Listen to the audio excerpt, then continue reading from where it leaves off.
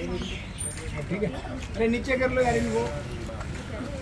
अपनी कॉन्ट्रैक्चुअल जो lecturer association है उसको लेकर तो सीएम साहब ने क्या आश्वासन दिया? सीएम साहब ने आश्वासन दिया है कि हम जो ये जब अध्यादेश लेके आई थी सरकार, तो उसके अलावा एक हम पॉलिसी आप लोगों की योग्यता के आधार पर हम ड्राफ्ट कर रहे हैं।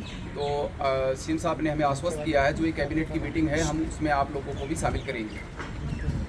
हम हरियाणा की यूनिवर्सिटीज़ कॉन्ट्रैक्चुअल टीचर एसोसिएशन है हमारी, और सभी यूनिवर्सिटीज़ में हम 2 से 15 वर्षों से 1500 के करीब असिस्टेंट प्रोफेसर टेम्परेरी लगे हुए हैं।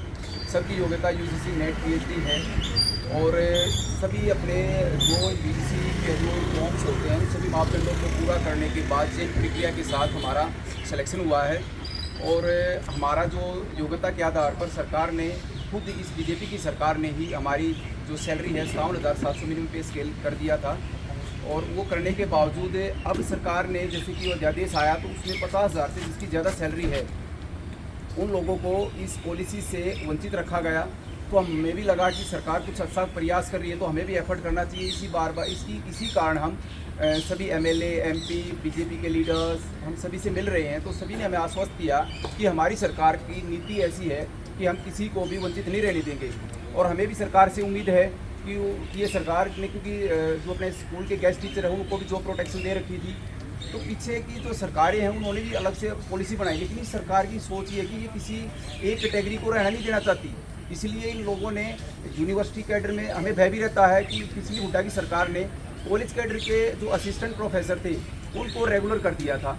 तो हम इस सरकार से बार बार मांग कर रहे हैं कि जो यूनिवर्सिटी ऑटोनमस बॉडी होती हैं तो वो वैधानिक प्राधिकरण के अंतर्गत आती है, स्टैट्यूटरी अथॉरिटी के अंतर्गत आते हैं, तो विश्वविद्यालयों को भी इसमें शामिल किया जाना चाहिए। तो माननीय सीएम साहब ने आश्वस्त किया है कि हम यूनिवर्सिटी के जो 1500 असिस्टेंट प्रोफेसर टेम्परेरी है हम उन सबको शामिल करेंगे। हम किसी के साथ अन्याय नहीं होने देंगे। हमें पता है कि नायब सिंह सैनी जी हैं, सभी को अपने अपने अलग तरीके से नायब तोहफे दे रहे हैं, तो हमें भी वो वंचित नहीं करेंगे। अगर मांग पूरी नहीं होती तो अगला कदम क्या होगा? यदि मांग पूरी नहीं होती है तो हम योजना बनाकर हम सांकेतिक अपनी यूनिवर्सिटियों में धरने करने पर मजबूर होंगे।